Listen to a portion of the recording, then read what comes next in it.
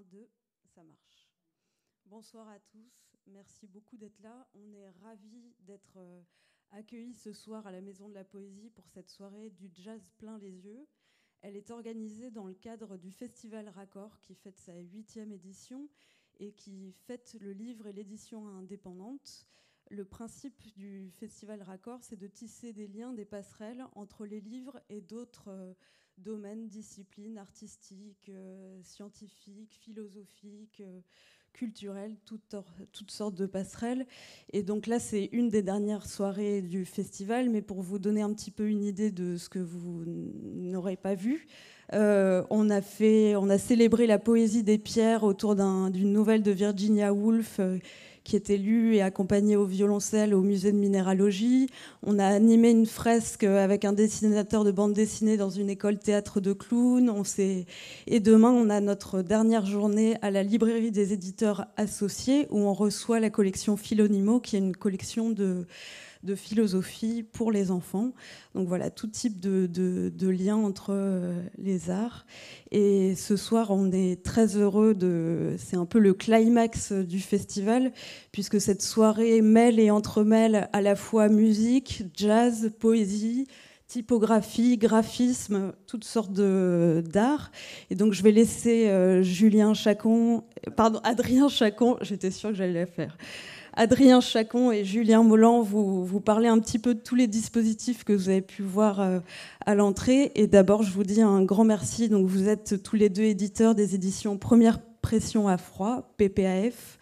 Et donc, un grand merci à vous d'avoir accepté de participer à cette édition du festival.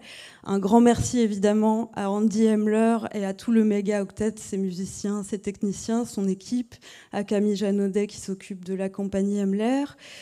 À Nicole Caligaris, qui est la préfacière du livre et qui a accepté de jouer le jeu de cette soirée, et évidemment à toute l'équipe de la Maison de la Poésie qui nous accueille régulièrement pour nos événements. Je vous laisse présenter un petit peu la soirée.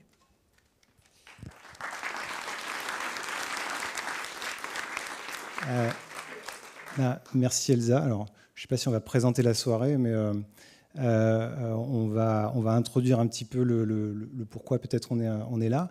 Donc merci déjà Elsa et au Festival Raccord de permettre à un livre comme le livre Méga Octet Verbatim de rencontrer une scène comme ici à la Maison de la Poésie. Donc peut-être on pensait à raconter un petit peu la genèse du livre, mais on ne va pas rentrer dans les détails puisqu'il y aurait beaucoup de choses à raconter. On peut toujours en discuter ensemble à la fin du spectacle.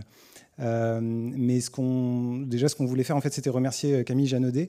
Donc tu l'as dit, l'administratrice de la compagnie Hemler, en fait, qui est un peu à l'origine du projet, puisque c'est elle qui a mis en lien en fait les éditions PAF, Julien et moi, avec la compagnie Hemler, et qui nous a permis de rencontrer Andy Hemler. En fait, ce projet, donc c'était quand même un certain défi, enfin pour nous qui sommes graphistes, illustrateurs, donc qui mettons en livre en quelque sorte du texte, un contenu. Donc c'était un certain défi parce que le livre, en fait, je ne sais pas si vous avez vu à l'entrée, difficile à rater, dans le couloir, il y a un long Leporello, un livre en accordéon, et donc ça c'est un verbatim. Donc on en entendra certainement parler tout à l'heure, donc j'en dis pas plus, mais c'est un verbatim d'une bonne heure quand même qu'on a mis en page. Et donc il y a une douzaine de personnes, donc il y avait vraiment un défi graphique de voir comment intégrer ça dans ce livre, et tout en donnant quelque chose de plus, quelque chose qui nous semble intéressant, nous, au niveau musicalité. Qu'est-ce qu'on peut raconter avec notre langage graphique, et donc voilà, c'était un défi, mais à la fois en fait c'était une grande chance et une grande liberté qui nous a été donnée, une liberté d'expression, et quelque part en fait, alors toute proportion gardée avec le talent des solistes qu'on va entendre tout à l'heure, mais quelque part, j'ai l'impression qu'en fait, Andy Hemler nous a laissé un espace d'expression dans son travail, un peu comme il peut le faire un soliste dans ses compositions. Donc, je pense que voilà, c'est un grand merci à lui aussi de nous avoir intégrés dans ses projets. Voilà. Ce que je voulais dire aussi, c'est qu'on est très heureux aussi d'être ici à la Maison de la Poésie, parce qu'on a pu mettre en regard donc, 2 projets. Donc, le projet de ce livre-là, avec le livre en accordéon, et donc il y a une projection, un diaporama qui met en scène un petit peu des formes graphiques qui sont issues du livre. Enfin, voilà, donc il y a cette partie livre, et ça, c'est en regard en fait d'un autre projet qu'on a et qui a trait aussi avec la musicalité. Et voilà, je vais laisser la parole à Julien qui va vous en parler.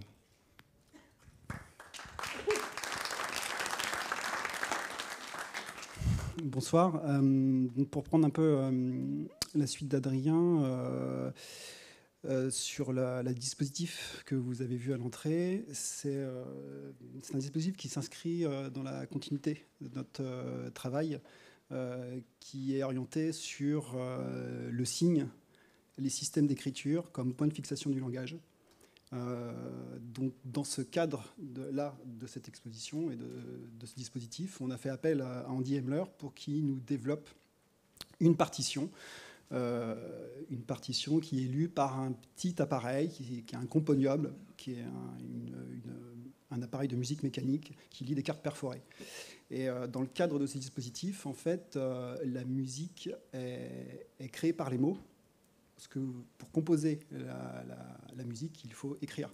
Et donc, autrement dit, on écoute la musique des lettres. Donc, c'est un projet qui s'inscrit un peu dans la continuité du lettrisme. Et si un peu on tire un peu la file, on va du côté de la poésie concrète et de la poésie spatialiste. Et ce qu'on voulait aussi préciser, c'est qu'on est assez content qu'on puisse avoir ce genre de dispositif ici, parce que souvent, quand un livre monte sur scène, les mots qui s'y déploient sont souvent incarnés par une personne, et plus rarement par un dispositif visuel ou un dispositif sonore. Et donc, on était content aussi que la Maison de la Poésie puisse faire sa part à ce type de poésie qui existe. Voilà. Merci beaucoup.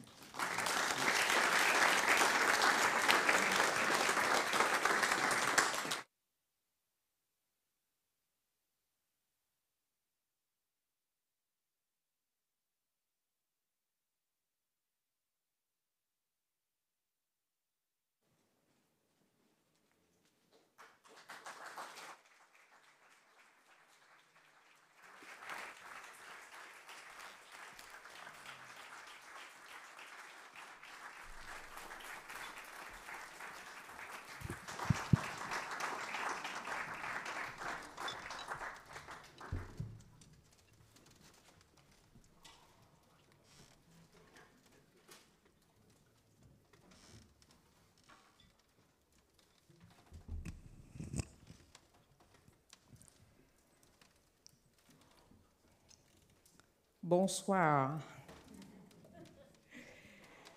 Avant qu'on commence véritablement cette soirée, je voudrais préciser quelque chose par rapport au programme. Alors d'abord, je ne voudrais pas que vous soyez déçus, je ne suis pas vocaliste, donc je ne vais pas faire des improvisations de vocaliste. Et puis, mais je me trouve ici dans un contexte un peu spécial, parce qu'on est dans une maison de la poésie, littérature, et voilà que je me retrouve avec toute une gang de musiciens.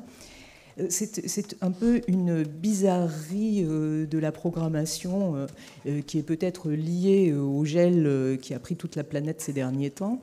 En tout cas, moi, j'étais partie pour proposer à la Maison de la Poésie, disons, la lecture des bonnes feuilles de mon futur lointain livre sur les migrations animales. Parce que je trouvais que le thème était intéressant parce que ça relie l'écologie au social. Et donc, voilà, je vais partir là-dessus. Et en réalité, j'ai été interrompue dans cette proposition Et d'ailleurs, c'est pas exactement sur l'émigration animale dans un premier temps, c'est sur un vase grec.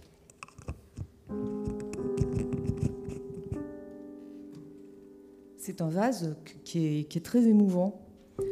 Il doit dater du 5e siècle avant Jésus-Christ. Et il est très émouvant parce qu'il a été reconstitué avec la trace des lignes de colle. Ça lui donne... C'est un vase qui est plutôt pensu, si vous voulez. Et ça lui donne quand même ces points de fissure, ces lignes de colle, une fragilité. Et surtout, ce qui est émouvant, c'est qu'il y a des parties qui sont juste des parties cimentées. Il n'y a que l'argile.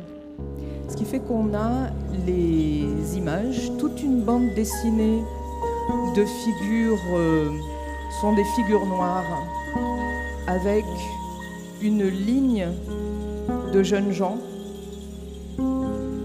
qui se tiennent par la main.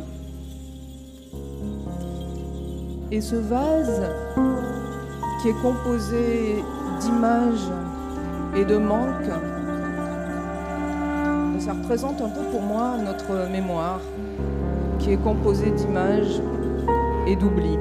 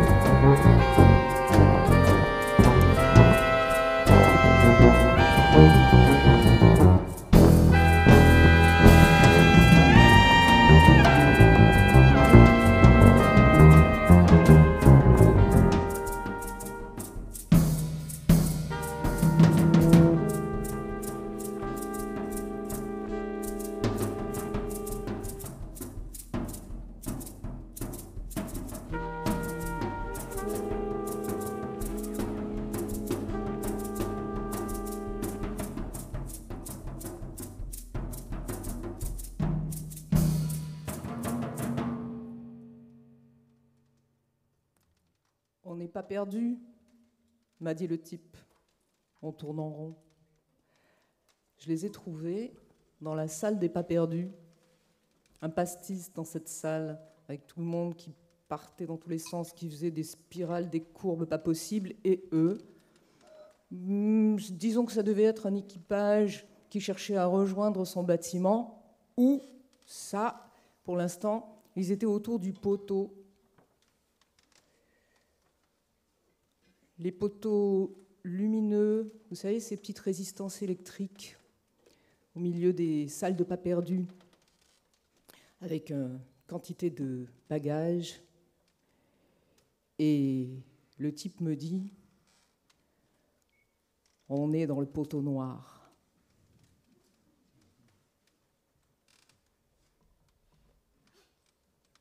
Et c'est comme ça que j'ai été interrompue, alors que je venais proposer cette sorte de petite conférence littéraire pour parler des grues, parce que les Grecs pensent que les grues naviguent à l'ouïe.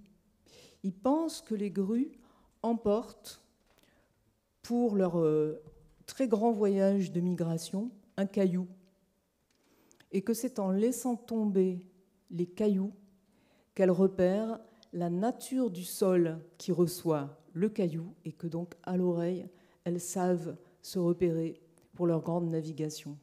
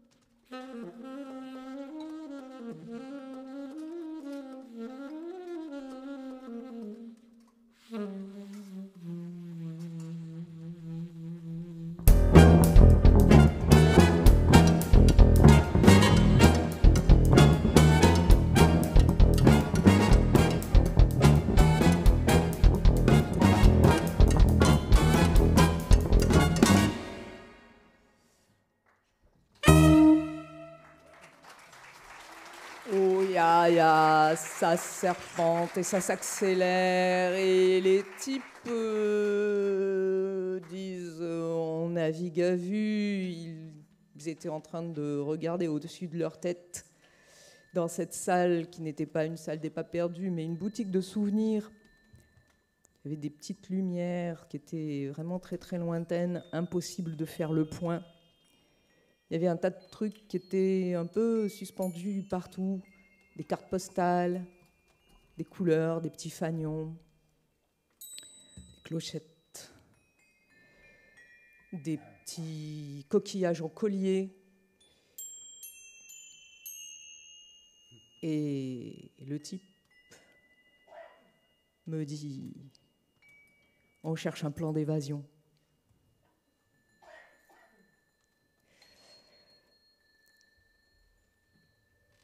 Sur ce vase dont je vous parlais tout à l'heure, la file des jeunes gens qui se tiennent par la main sont en train d'exécuter la danse de la grue.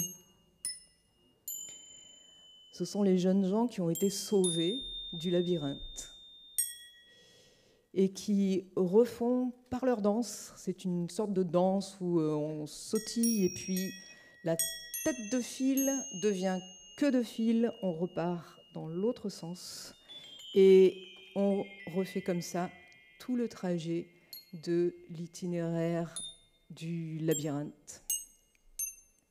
Et c'était ce que cherchaient mes pauvres marins dans cette boutique où on trouvait des visionneuses d'une autre époque avec ces espèces de cercles diaporamas.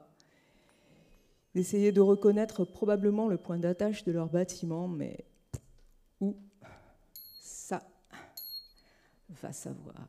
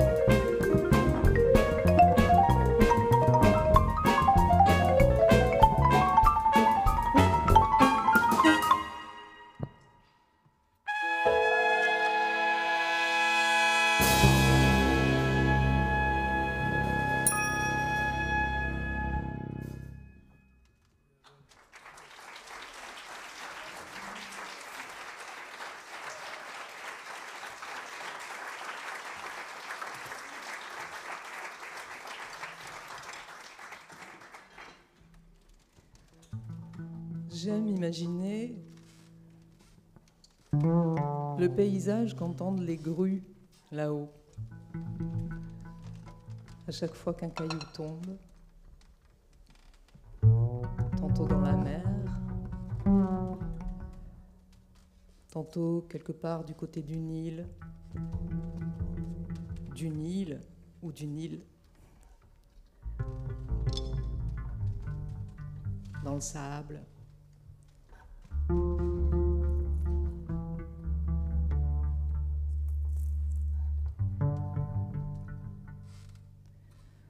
Dans le filet qui capture.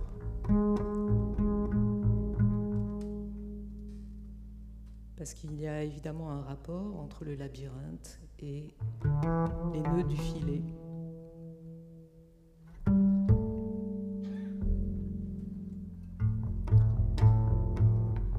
Ou bien le caillou qui tombe dans le puits.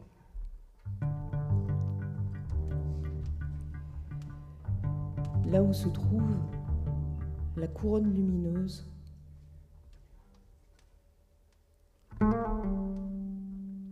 qui oriente les marins quand ils regardent en l'air et qu'ils cherchent Cassiopée. La couronne de lumière associée à Ariane.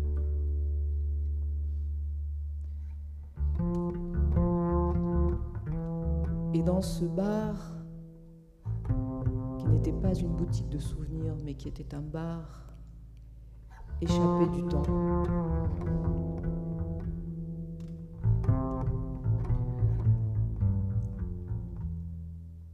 bar dont le comptoir en formica renvoyait les sons, dont les joueurs de manille ou de je ne sais trop quelle partie faisaient tomber silencieusement les cartes, juste dans un soupir, juste pour dessiner le 8 qui faisait durer le temps indéfiniment.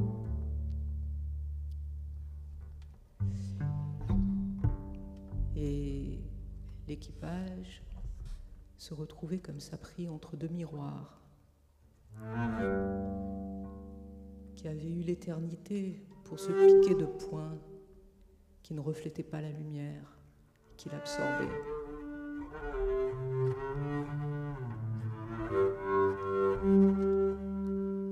Toute une résille de fissures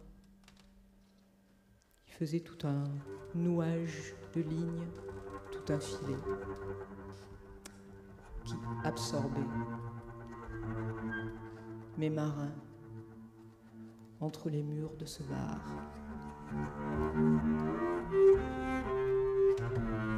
Et ils avaient dû trouver leur plan, leur carte, mais qui était une carte vraiment bizarre. Parce que je n'ai jamais vu de carte de géographie qui ressemble à ça. C'est-à-dire des lignes de droite. Des lignes de droite qui ne se trouvent nulle part reportées sur aucune carte de géographie.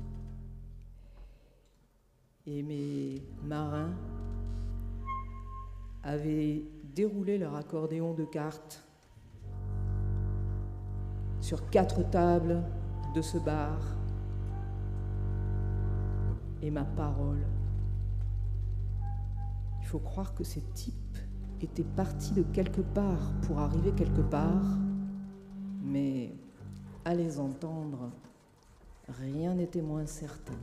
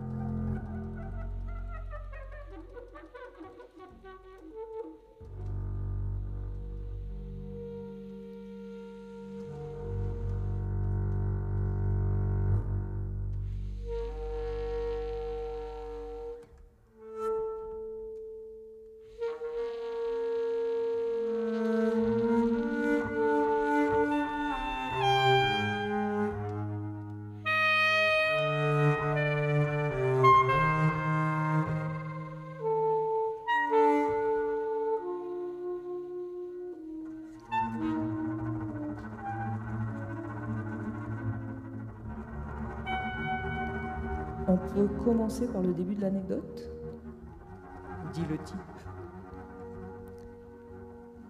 Parce que t'avais pas ton passeport.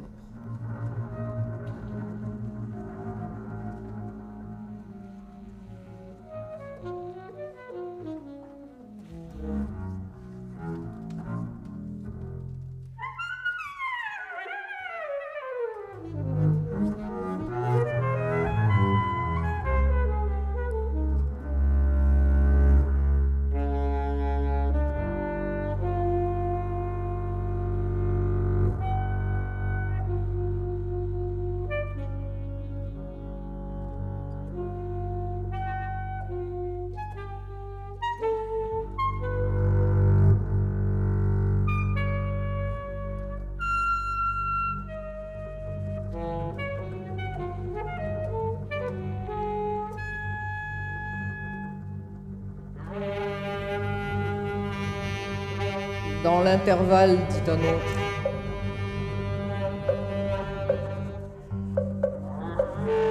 Et c'est vrai, c'est exactement là qu'ils étaient. Dans l'intervalle de ce bar.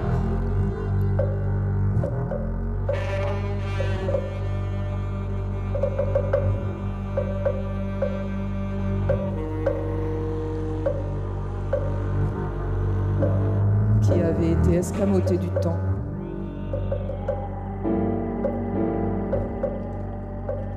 Par je ne sais quel emmêlement. Des nœuds du temps et de l'espace.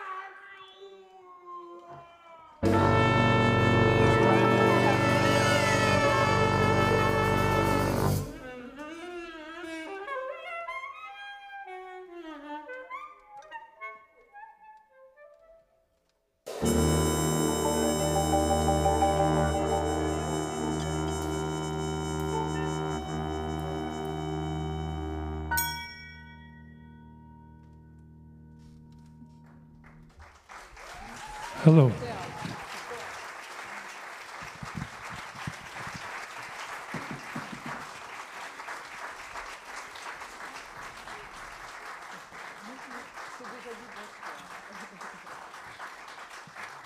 Merci infiniment. Guillaume Mortier au saxophone alto.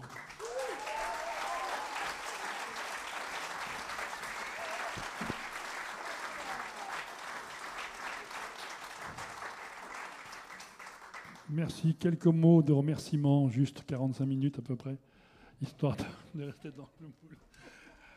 On est très très heureux ce soir parce que d'abord, cet orchestre joue peu, donc on est très très heureux de se revoir. C'est pour ça qu'on dure depuis 32 ans. Peu moins on se voit, plus on s'aime, c'est bien connu. Hein. Ça a commencé par une pièce qui s'appelle No Rush, avec au tuba François Thuillier.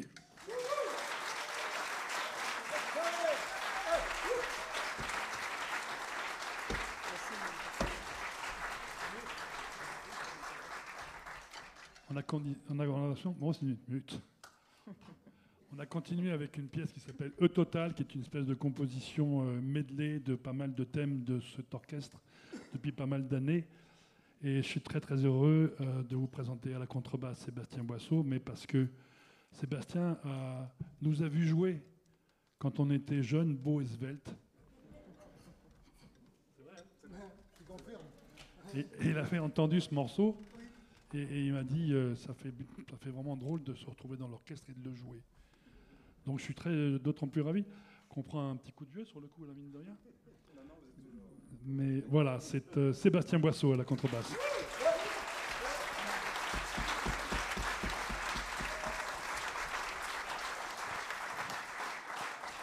Et dans ce morceau, au total, vous avez pu entendre au saxophone ténor, mais on lui a interdit de jouer le saxophone ténor en solo, alors il a pris la cornemuse. Laurent Dehors.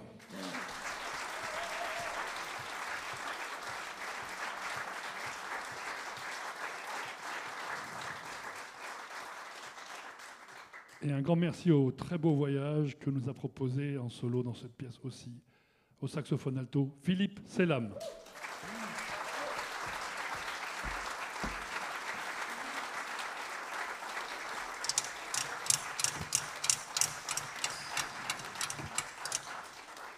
On a continué avec une autre pièce qui a mis en valeur un soliste, plutôt deux pour commencer, et surtout un à la trompette, Laurent Blondiot.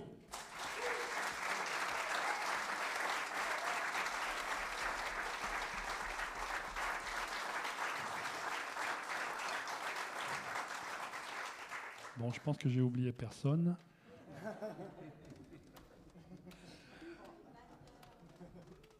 Ça, le batteur, c'est quoi? On a la chance aussi d'avoir à la rythmique, avec Sébastien Boisseau, à la batterie, Christophe Lavergne.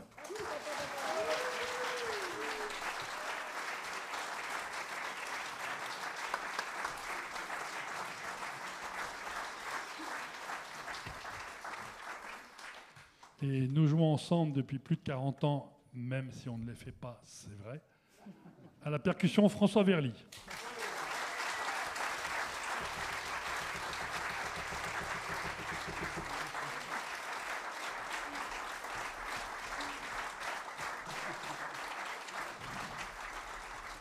C'est un honneur pour moi aussi. Nous avions l'occasion de parler avec Nicole et on a eu but. J'ai trop à dire, je ne peux plus trouver mes mots. On a eu l'occasion de se rencontrer sur de la musique en solo, piano et voix avec Nicole. Et je suis très très heureux que tu sois là parce que voilà, avec le Méga Octet, c'est comme ça qu'on s'est rencontrés la première fois dans un bar à vin. Et tu m'as dit, le Méga Octet, c'est vous. Voilà, donc voilà, c'est une belle histoire qui continue et je pense encore pour longtemps. Merci à la voix, Nicole Caligaris. Merci.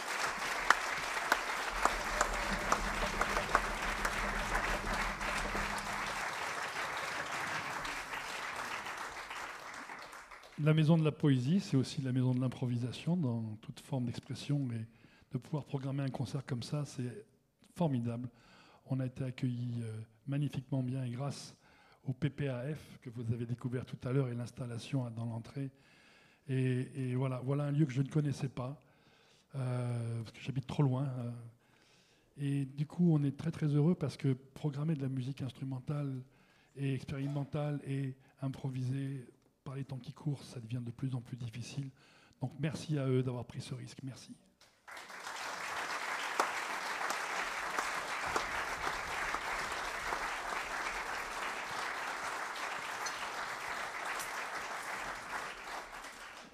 Encore quelques noms et je vous fous la paix.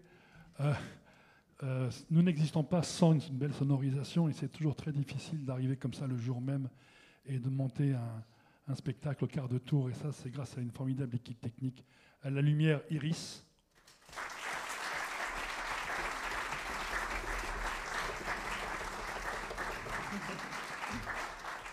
Et au son, Lenny.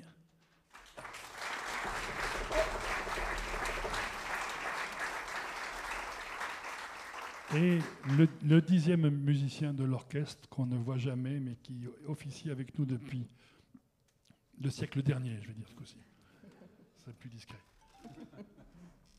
Au son, Vincent Mahé.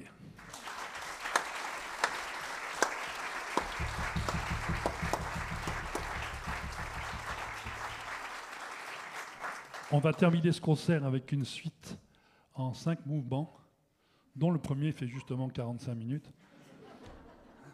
Ça s'appelle By the Way. Bon voyage.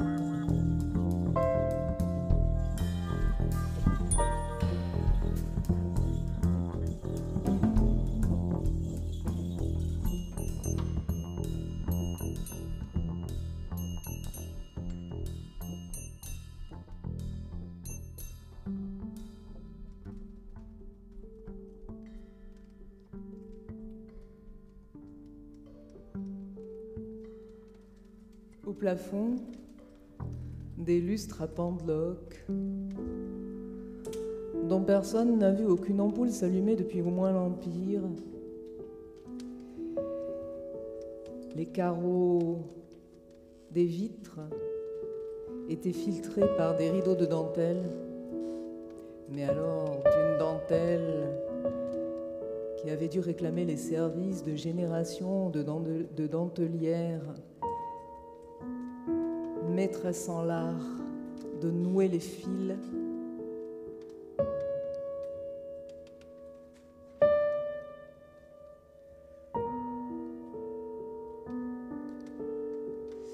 Les miroirs de l'endroit, qui n'était pas un bar hors du temps, mais une brasserie, une grande brasserie, avec une succession de salles, des banquettes, des sièges de velours.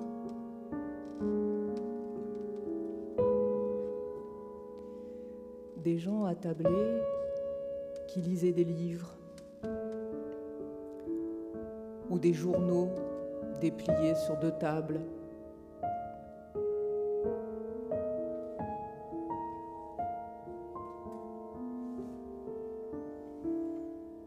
Avec des tasses de café à la chantilly, des sortes de spirales extravagantes de chantilly, des bigorneaux de chantilly rejetés par Poséidon en personne, en écume.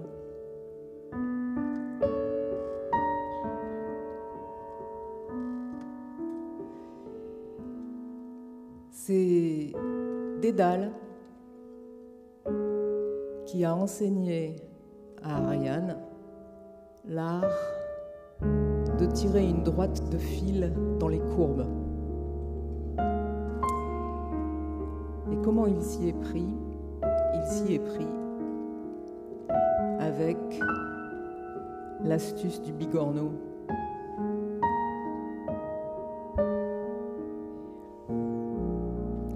Ça l'a perdu d'ailleurs, parce que c'est comme ça qu'il s'est fait identifier par Minos qui était à sa poursuite et qui voulait sa peau. Toujours est-il que Dédale a relevé le défi de relier par une droite les deux extrémités de la courbe labyrinthique du bigorneau. Il a attaché un fil à une fourmi et il a glissé la fourmi par un petit orifice pratiqué à une extrémité du bigorneau. Et c'est comme ça qu'il a tendu le fil entre l'entrée et la sortie du labyrinthe. Quant aux marins, oui,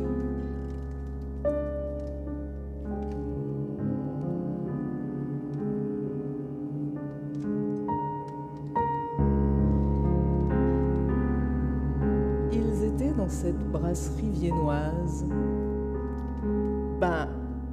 ils savaient que j'y allais, donc ils y étaient.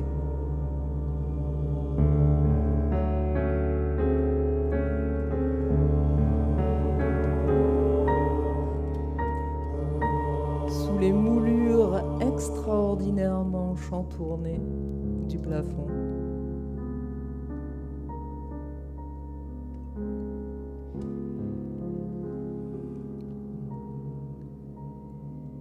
Et ils étaient sans doute allés reconnaître le bâtiment au bout du compte, avec cette étrange carte faite de droites qui traverse les courbes.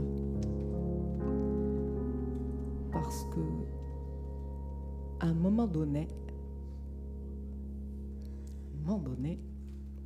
il n'y était plus.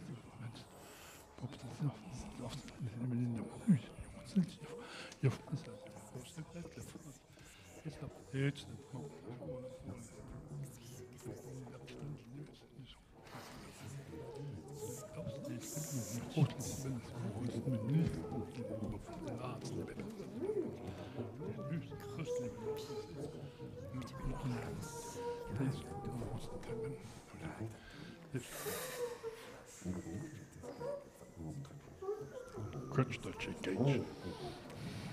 Crutch, crutch. Touch, engage. Crutch, touch, engage. Oops.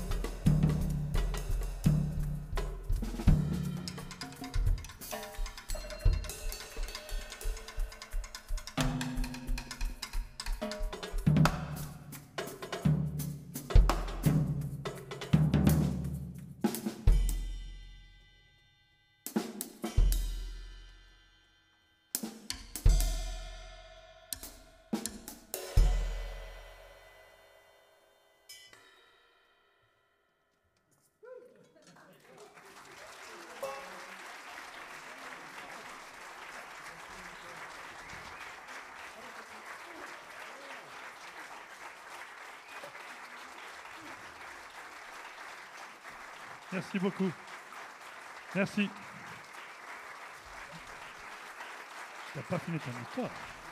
Alors, tu vas finir, bien sûr. Merci beaucoup. Merci. On va dialoguer. Merci infiniment.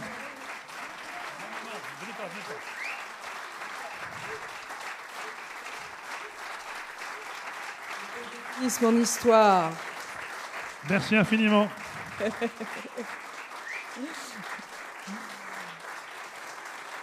Merci beaucoup. Merci. Vous aurez compris que le fil Merci infiniment. réunit la fin et le début. Et nous sommes arrivés dans cette salle, et c'est comme ça que je me suis retrouvée ici. Merci infiniment. Dans cette salle qui n'est ni une salle de concert, ni exactement un théâtre, peut-être un théâtre de parole, parce que c'est la parole qui fait la petite fourmi. Merci infiniment. Et qui réunit le début, l'entrée et la sortie, le début et la fin du récit. Et je finis mon histoire.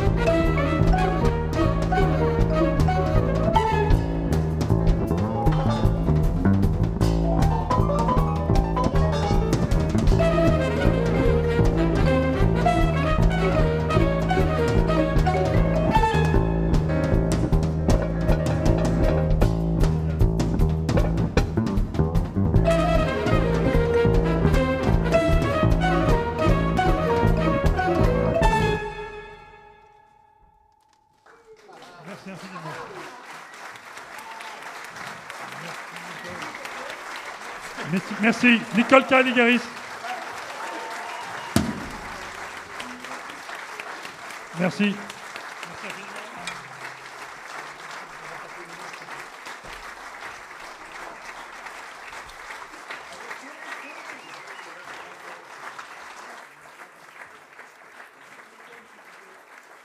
Juste le thème qui nous